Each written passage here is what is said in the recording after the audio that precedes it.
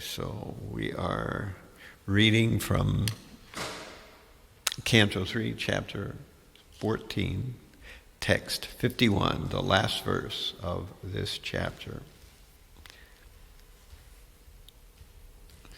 Maitreya Uvacha Maitreya Uvacha Shrutva Bhagavatam Potrang Shrutva Bhagavatam Potram Amodata Ditir Brushang Amodata Ditir Brusham Putrayoscha Vadham Krishnad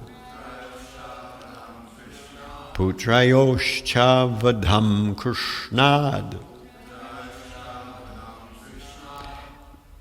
Viditsvasin Mahamanaha Viditsvasin Mahamanaha Maitreya Uvacha Shrutva Bhagavatam Potram Amodata Ditir Brusham Putrayoscha Vadham Krishnad Vidit Vasin Mahamahana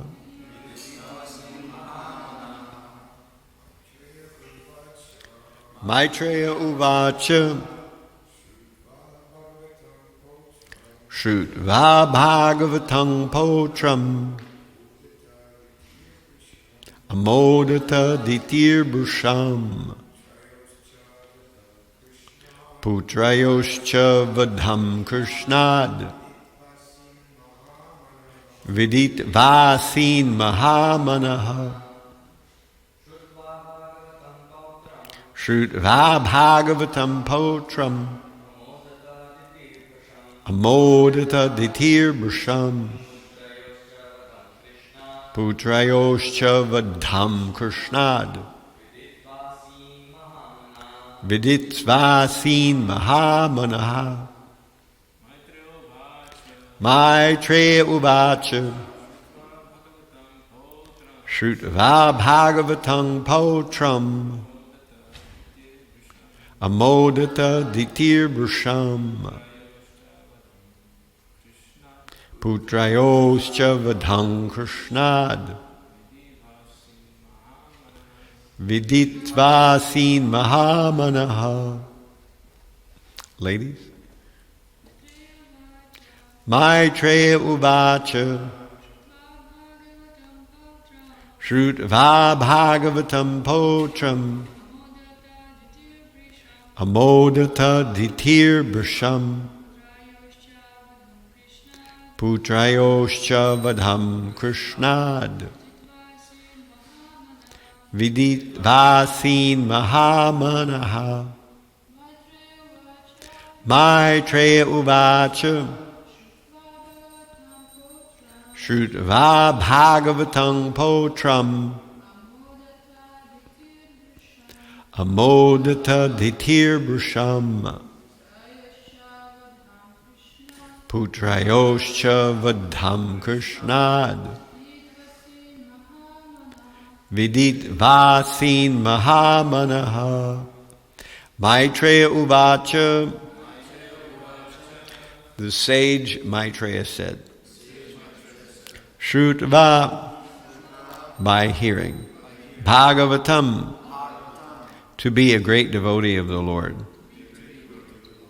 Potram, grandson, Amodata, took pleasure, Ditihi, Diti, Brusham, very greatly, Putrayoho, of two sons, Cha, also, Vadham, the killing, Krishnat, by Krishna, Vidit Va, knowing this, Asit, became. Mahamanaha, highly pleased in mind. So the translation reads, the sage Maitreya said, hearing that her grandson would be a great devotee and that her sons would be killed by Krishna, Diti was highly pleased in mind. So I say, and you all please repeat, the sage Maitreya said, hearing that her grandson would be a great devotee and that her sons would be killed by Krishna, Diti was highly pleased in mind. Okay, so here's the purport. Diti was very aggrieved to learn that because of her untimely pregnancy, her sons would be demons and would fight with the Lord. But when she heard that her grandson would be a great devotee and that her two sons would be killed by the Lord, she was very satisfied. As a wife of a great sage and the daughter of a great Prajapati, Daksha, she knew that being killed by the personality of Godhead is a great fortune. Since the Lord is absolute, his acts of violence and non-violence are both on the absolute platform. There's no difference in such acts of the Lord. Mundane violence and non-violence have nothing to do with the Lord's acts. A demon killed by him attains the same result as one who attains liberation after many, many births of penance and austerity. The word Brasham is significant herein because it indicates that Diti was pleased beyond her expectations. Thus ends the Bhaktivedanta purport of the 3rd canto, 14th chapter of Srimad Bhagavatam, entitled Pregnancy of Diti in the Evening. So the next chapter will be chapter 15, Description of the Kingdom of God. Stay tuned. So,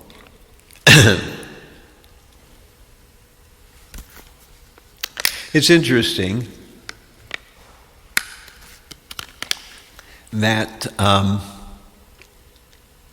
to really feel sorrow or sadness in this world always means that we're not seeing the whole picture. We're not actually fully aware of the larger scene.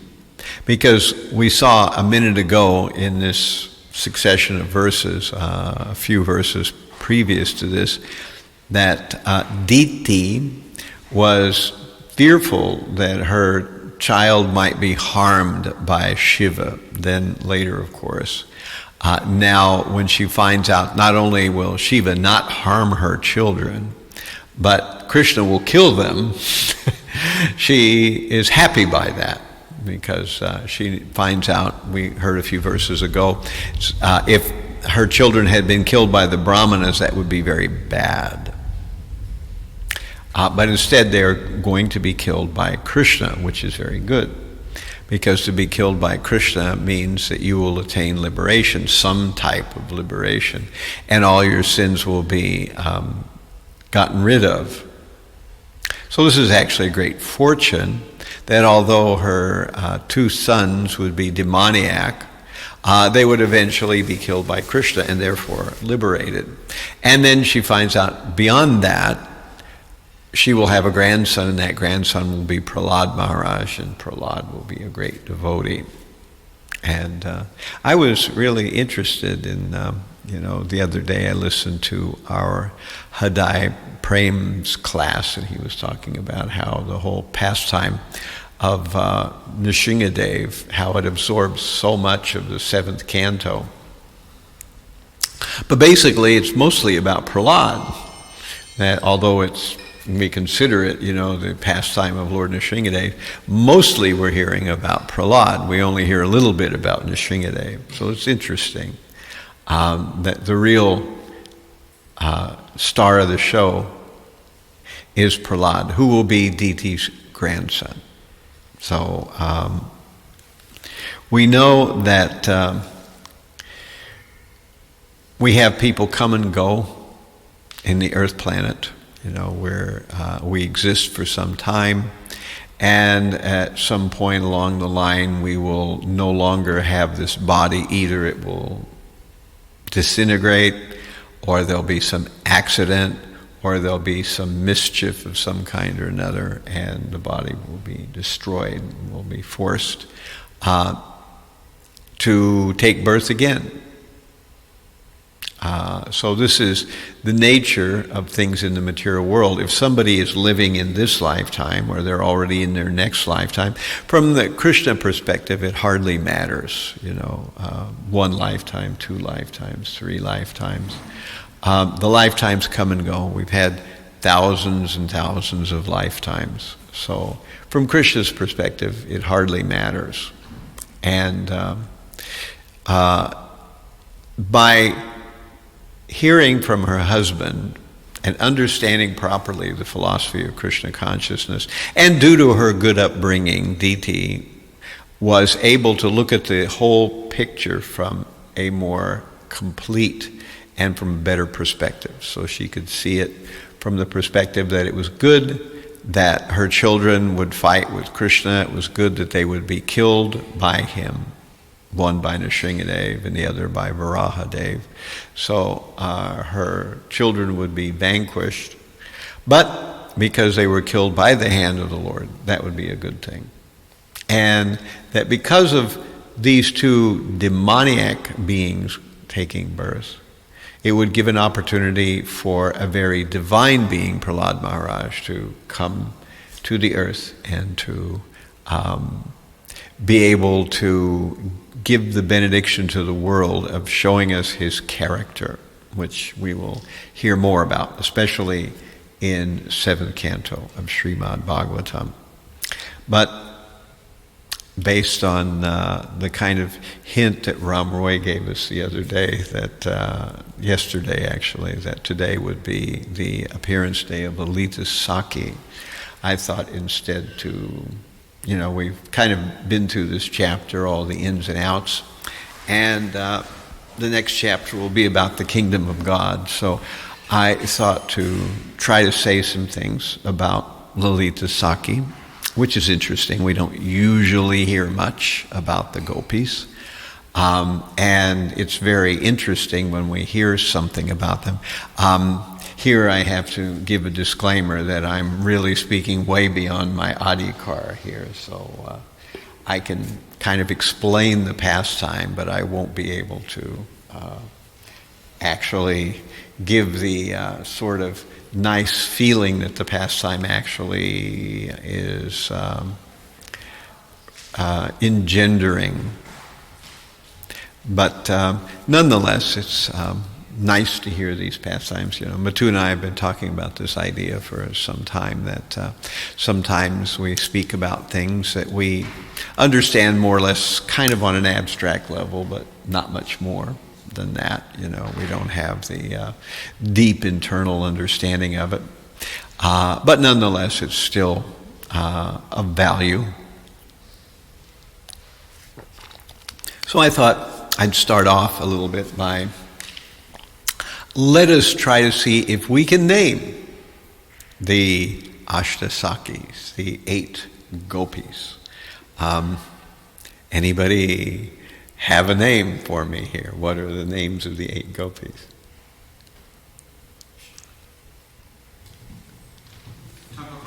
Champakalata, okay, that's okay. Vishaka, okay, it's 2. Lalita, okay. Indulekha, right, that's 4. What's that? Tungavidya, okay, that's 5. Tungavidya, so we've got 5. We've got 3 left.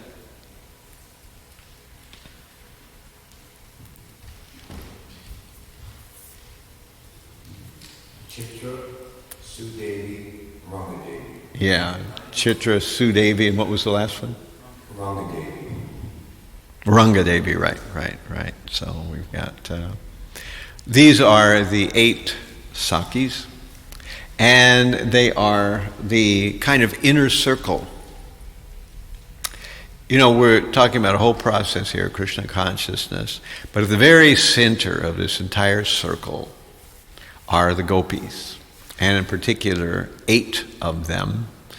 And they are very dear to Krishna, and they all have very different personalities, as is described. There's a nice book here that some of you may have seen. Bhakti Purushottama Swami put this book together. It's called Srimati Radharani, and it talks about pastimes of Radharani, and also it mentions the other gopis and how they interact with Sri Radha. And since we're talking about Lalita today, it mentions some characteristics, one of which is that Lalita Sakhi is very fiery.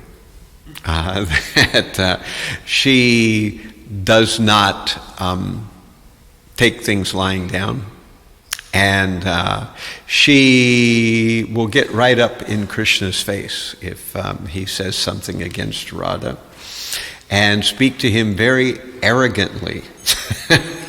And whenever there is a heated discussion between Krishna and the Gopis, Lalita Sakhi is at the focus of that. She is the spokesperson on behalf of the Gopis, who is defending Radha. She's always with Radha, and her complexion is considered to be kind of yellowish or sort of golden, something like Radharani's, and she wears an outfit that resembles peacock feathers. And she is one of Radha's confidants. She is said to be one of the only people who can create situations to bring Radha and Krishna together, sambhoga, or alternatively to disunite them so that they can be brought back together and increase their enjoyment. So she is an agent of both vipralamba and sambhoga. When Krishna and Radha come together, that's called sambhog. When they are separated, that's called vipralamba. And of course, the reason they come together is so that they can enjoy. The reason they come apart is, paradoxically enough, also so they can enjoy. Because by separation there grows a more intense feeling, and then they can have that feeling resolved when they come back together again. Now, Radha and Krishna's pastimes are, if you know something about them, they are not at all straightforward. They're full of joking, crooked dealings, what appears to be jealous words, anger, sometimes pouting, sometimes tears, either of joy or sometimes of anger. So there are all these different qualities to the pastimes of Radha and Krishna. And sometimes, I'm saying this because probably everybody in the room knows this, but for people who might be seeing this on the screen in YouTube, the center of Krishna consciousness, the center of the whole universe, not only of the material universe, but all spiritual and material kingdoms combined, is the pastimes between Radha and Krishna.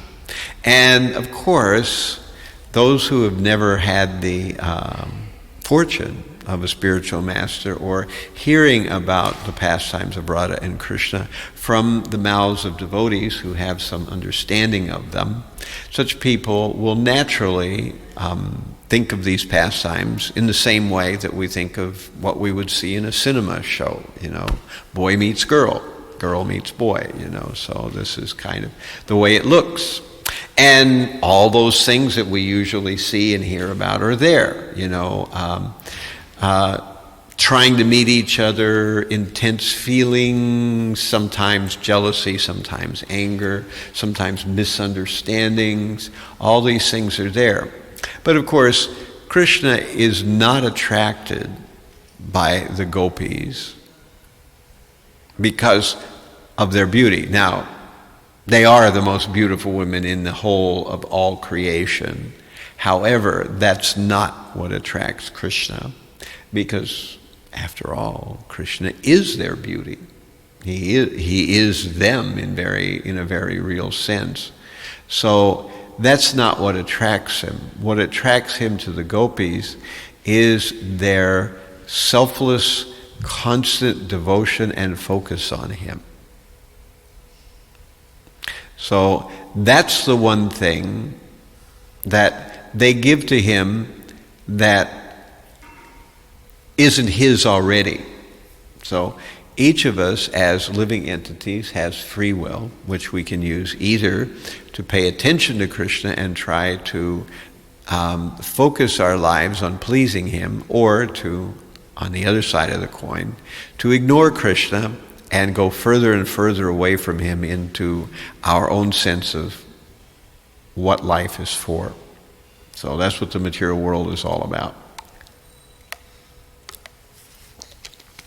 So Krishna is attracted to the gopis, not because of their external beauty, though they are the most beautiful. He's attracted to them because of their constant focus. And so this is what we are trying to do, is develop this constant focus on Krishna. When we chant japa, when we're engaged in everyday activities, everything, we're trying to think, how does this come back around to Krishna? How can we please Krishna by what we're doing, what we're saying, what we're eating, what we're singing, what we're thinking, what we're remembering, what we're doing. So there's a very nice pastime on the internet that I ran across that's done by Indradyumna Swami, and he describes a very interesting pastime in which Lalita Devi plays a very key role in the pastime between Radha and Krishna. And he starts off by explaining that there is a period of time called Putri Paksha, where the ancestors are given various kinds of offerings and prayers for their benefit. In particular, ancestors that didn't make the grade, that's one of the word for son, putra, means to deliver from put, and put is a type of hell. So a son is intended to deliver the father if the father messes up, that's the idea. So there is a particular period of time, Paksha is a 15-day period, a fortnight, that people in India perform various activities for the benefit of these departed ancestors who their lives didn't turn out quite so good, and they might be delivered from some hellish condition. And so this is considered kind of, because it's actually dealing with these, ancestors that were less than devotees. It's kind of an inauspicious time. So, in general, people don't go out so much. People don't buy property or sell property. They don't get married at that time. They don't engage in opening a business or doing something where they're hoping for a good outcome during this period of time. Of course, as Indradyumna Swami says, I don't know what his sources are for this, by the way, but at any rate, he's saying that except for Vrindavan, where every day is a festival, no holds barred, no exception to the rule, because actually Vrindavan is non-different. Our Boma Vrindavan is non-different from Goloka Vrindavan. So every step is a dance, every word is a song, every day is a festival, every tree is a wish-fulfilling tree, every cow is a Sarabi cow, right? Sarabi, wish-fulfilling cow. So this is Vrindavan, where the Gopis live. So every day is a festival. So this starts off with Kutila and Jatila. Jatila, of course, is the mother of Radharani's quote-unquote husband. And Kutila is his sister. So Jatila calls Radharani where Radharani is staying in Yavat, and she tells Radharani, my dear girl, Radharani, this is the 15 days of Putri Paksha, and so these 15 days are very inauspicious.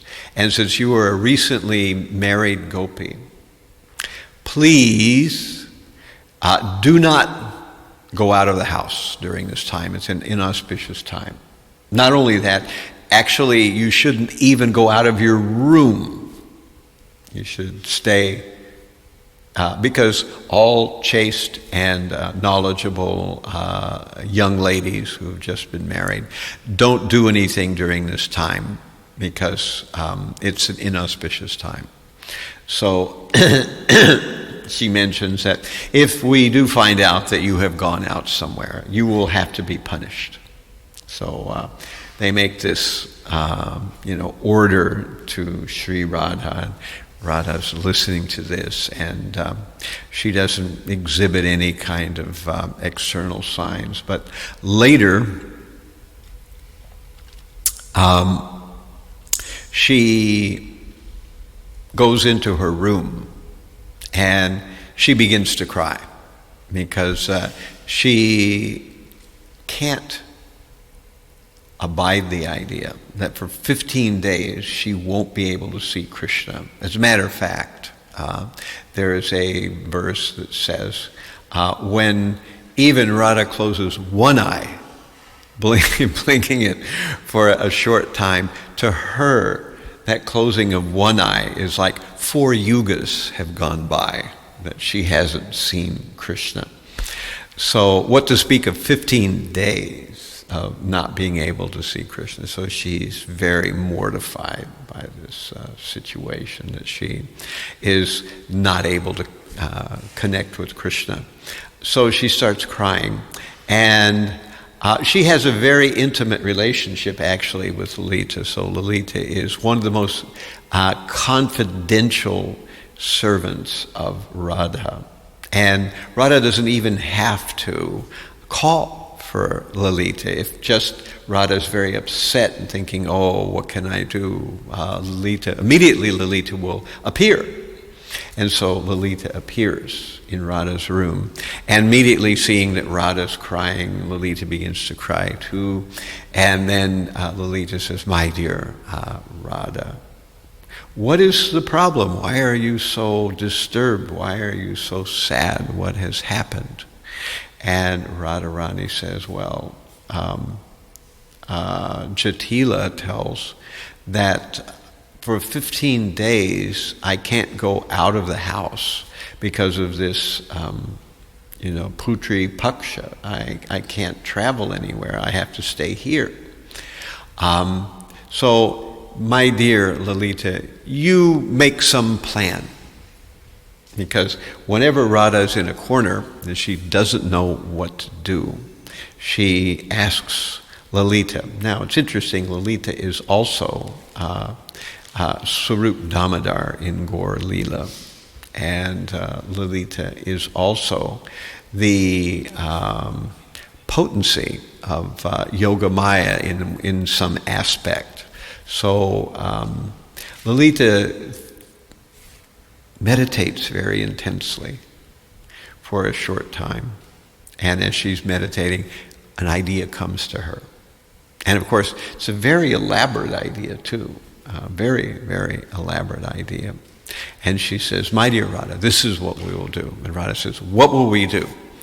And Lalita says, we will worship the wife of the sun god. Now, the sun god's name is Surya, and his wife is named Sangya. So, we will worship the wife of the sun god. Now, generally, the wife of the sun god is worshipped during this time of Putri Paksha. And but she's worshipped by the Brahmanas, and they worship the sun god's wife with Gayatri mantra. So they have a very, very elaborate way of worshiping the wife of the sun god Samgya through Gayatri. But what we hear from Lalita is that, but we are ladies, so we don't really worship the sun god's wife with Gayatri. We're going to do it in a different way. And the way we will do it is we will make what she calls sanji. Now, sanji is a drawing of colored flower petals on the floor.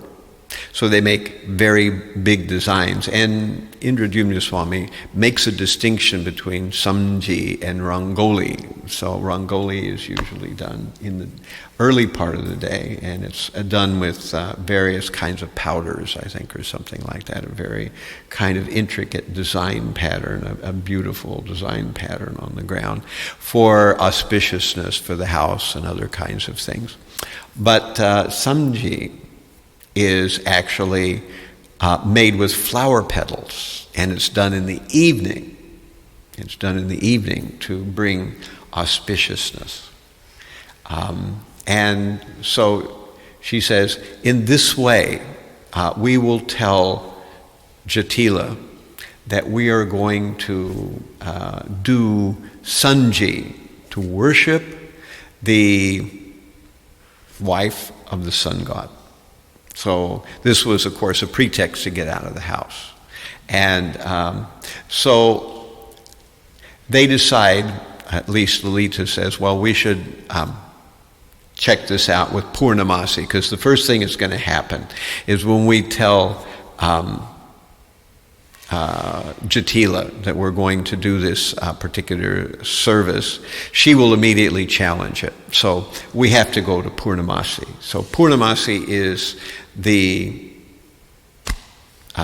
sort of, as Indradyumna Swami called her, the Puruhitani, the Puruhit, or the great sage or maker of sacrifices among the ladies. So she's the one that knows everything about various sacrifices and about the Vedas. And so they all go to Purnamasi.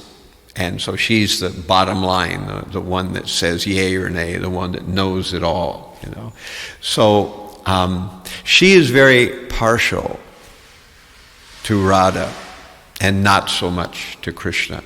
So when the gopis go, at least when Lalita goes to Purnamasi, she says, my dear Purnamasi, we want to worship the sun god's wife with this, what we're calling sanji.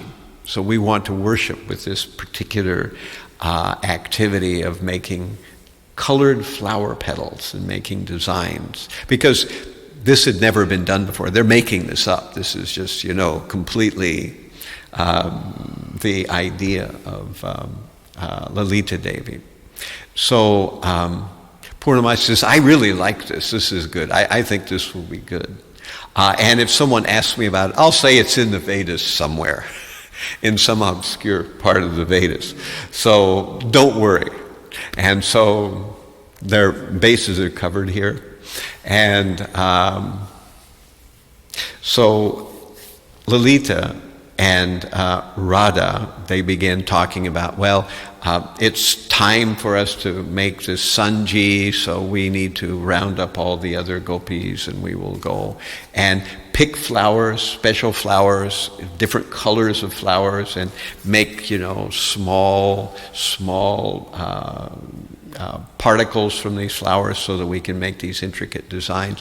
And of course, Purnamasi is asked by Jatila, is there such a thing in the Vedas? I've never heard of this particular ceremony where people make sanji and make colorful, designs on the ground with flower petals in the evening. I've never heard of this. And Purnamasi says, oh, yes, this is in the Vedas. It's in very esoteric part of the Vedas. Most people don't know. But actually it is very auspicious. So all the girls should do this during the time of, Putri Paksha. So this gives Radharani excuse now to get out of the house. And so Radharani goes with Lalita. Now, it's mentioned that Lalita is kind of like some kind of database. She knows exactly where Krishna is. She's got Gopis stationed at key positions all around in the Vrindavan area. They know exactly where Krishna is at one moment, where he's heading, what he's about to do, what he did yesterday, what he'll likely do today. So it's just like some kind of GPS or something like that. So she knows exactly where he is. And so she organizes Radha, saying, my dear Radha, we should go to Govardhan Hill. That's where we'll find the best flowers. I've heard the best flowers are at Govardhan Hill. And we will go to Govinda Kund. I know where there's some nice flowers there. And the reason she's saying this, she knows Krishna's going to be there at that time. So Krishna has finished some pastime and he's tired, so he kind of goes to some bushes and he's kind of covered by some vines in the sort of recesses there, and so he's sleeping. And who should arrive on the scene but Radha and Lalita. And Lalita, Radha's picking some flowers here and there, and she's looking for flowers.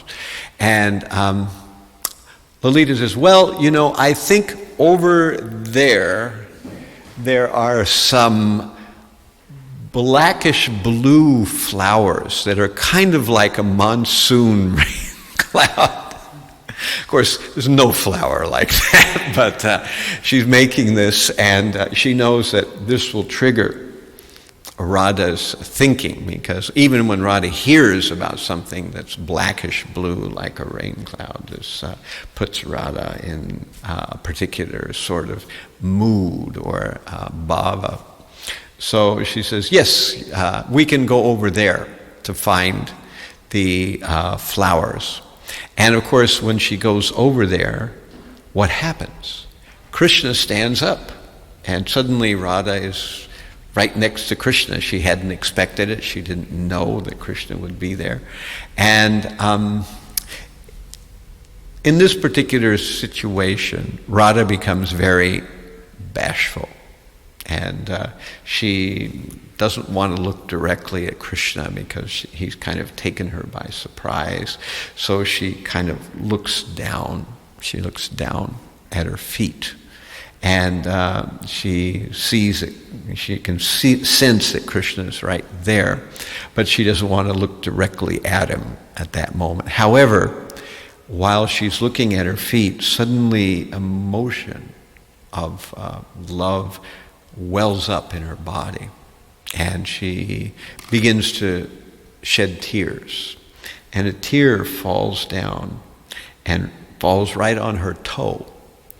And she can see her toe, and in the reflection of the tear, she can see Krishna.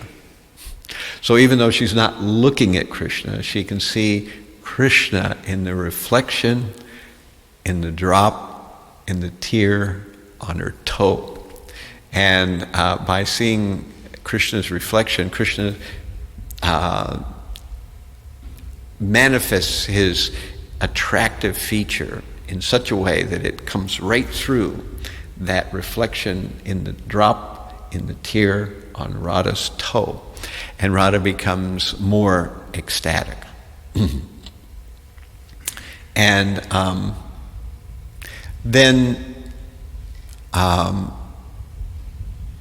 this is sometimes called a Kali pastime, where there's a lot of joking words, because Krishna says, who are you girls and what are you doing in my forest? And Lalita answers, your forest? You're just a cowherd boy. How can you claim to own a forest? Who owns forests anyways? You're just a young boy. How can you claim to own this forest? And Krishna says, it's my forest. I own it, and you all didn't get permission from me to pick flowers here. So Lalita says to Radharani, it's a shame that such beautiful places like Govinda Kund and these forests are marred by the participation in such beautiful places with crows.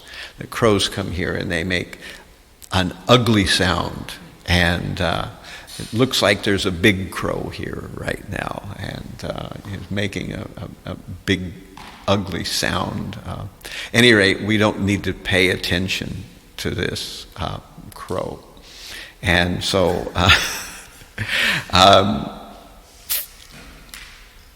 she is saying, but you claim to own this forest, but do you know who we are? And Krishna says, no. Who are you?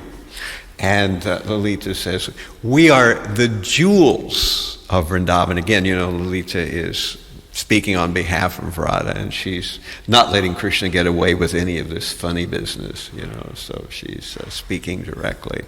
And she's saying, we are the jewels of Vrindavan. Krishna says, there is only one jewel in Vrindavan, and that jewel is in Varshana.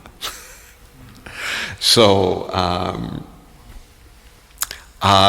Krishna said, but there's this gopi that you're standing next to, and she doesn't look up. Well, what's with her? What's her name? And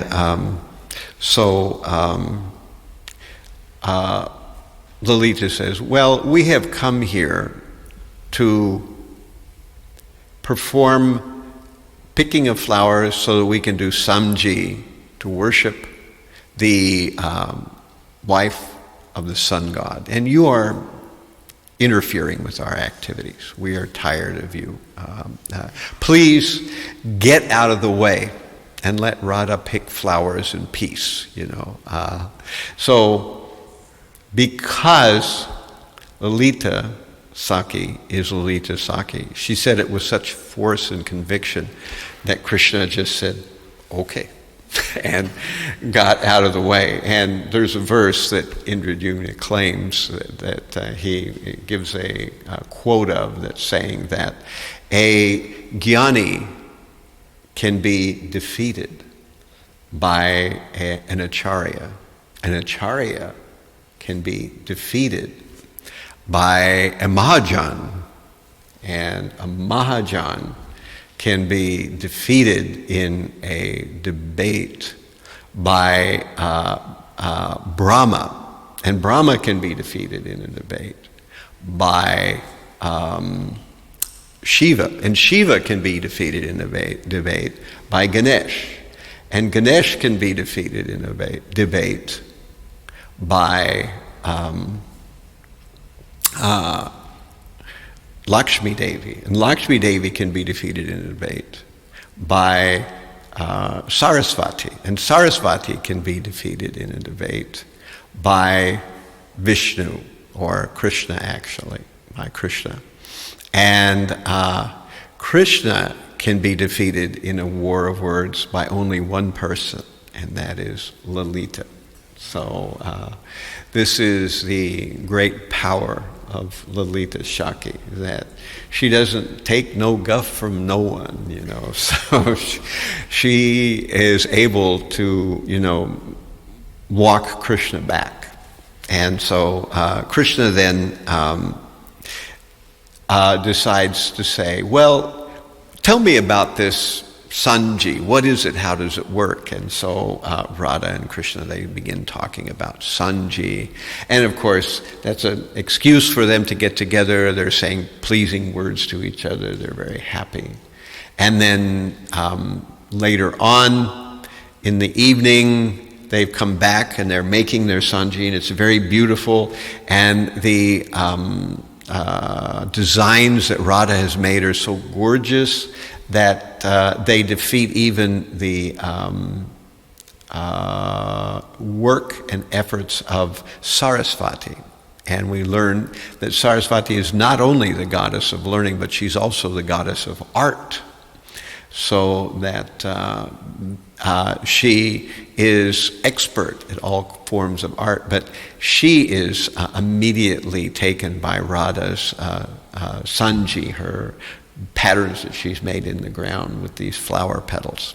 And so when Krishna comes back with the cowherd boys, he begins to see these Sanji patterns, and he stops and he looks at Radha's Sanji pattern, and he's very taken by it. And then they have more words. So this 15-day period that was supposed to be a complete block from Radharani to meet Krishna was turned around completely by the efforts of Lalita Sakhi. So that's one pastime, you know.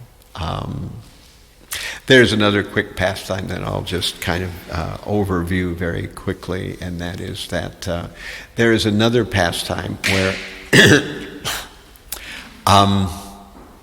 Krishna is speaking with Radharani, and he tells Radharani that I think Narada Muni is coming soon in this area, so you be very careful, because Narada Muni is a troublemaker, and he can instigate arguments and bad feelings between people who are otherwise friends. So be careful when you're dealing with Narada Muni. And Radha says, I like Narada Muni. I like his Veena, his playing, and he's a very advanced sage.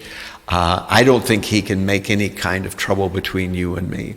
And Krishna says, you're laughing now, but you're not taking my words seriously. So Krishna leaves.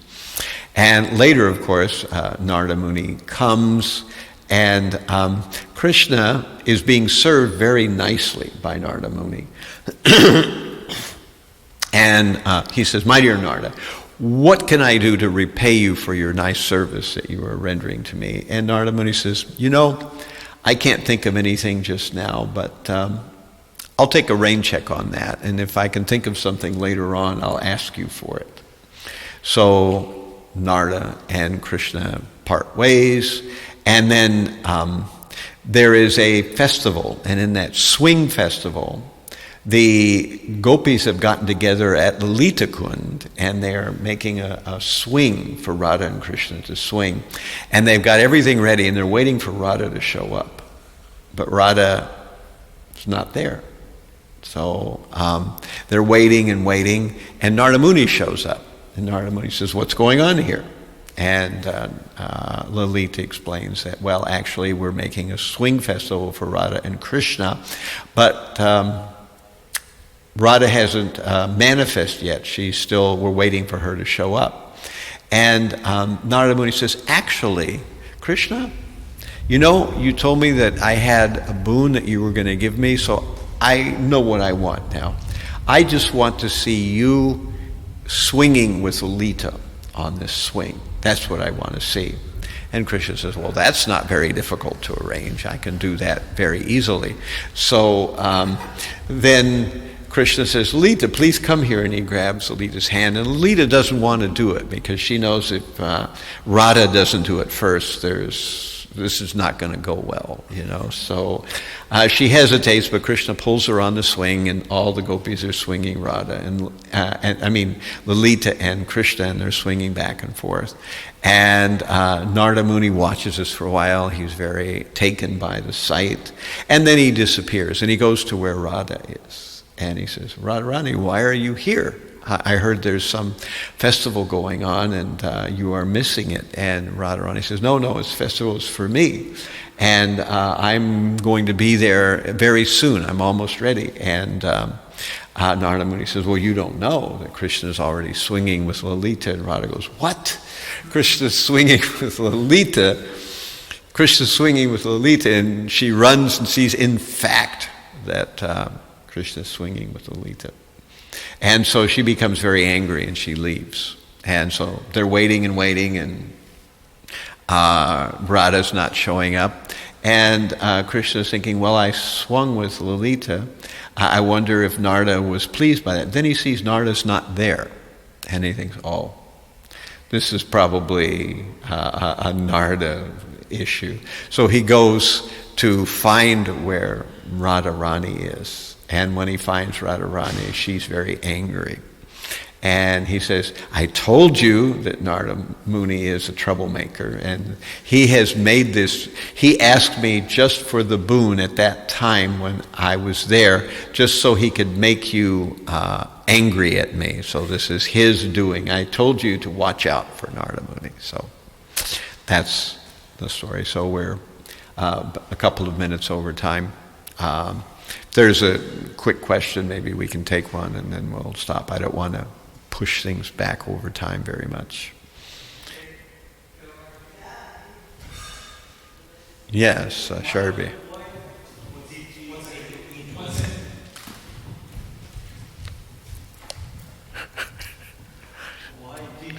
want to kill Indra? What's that? Diti. Yeah, she wanted to kill Indra. Why? Do you know why? She wants, I can't understand what you're saying. Why does Diti want to kill Indra? She sacrificed her son to kill him. Well, that's a different story. That's a different story, and that's a whole different pastime. We're talking about Diti or Aditi in this case? Aditi, right. That's a whole different thing. That was a... I don't remember exactly what the lead up to that was, so we'll just kind of stop that. And actually, maybe I don't want to be 2 Thursdays in a row keeping people over time for prasadam, so we'll just end here. And I thank you all very much for your kind attention. All glories to Lalita Shakti, all glories to Radharani, all glories to Vaishnava devotees, O Lord. And soon we will be celebrating Radhastami. It's this Saturday, right? Haribol.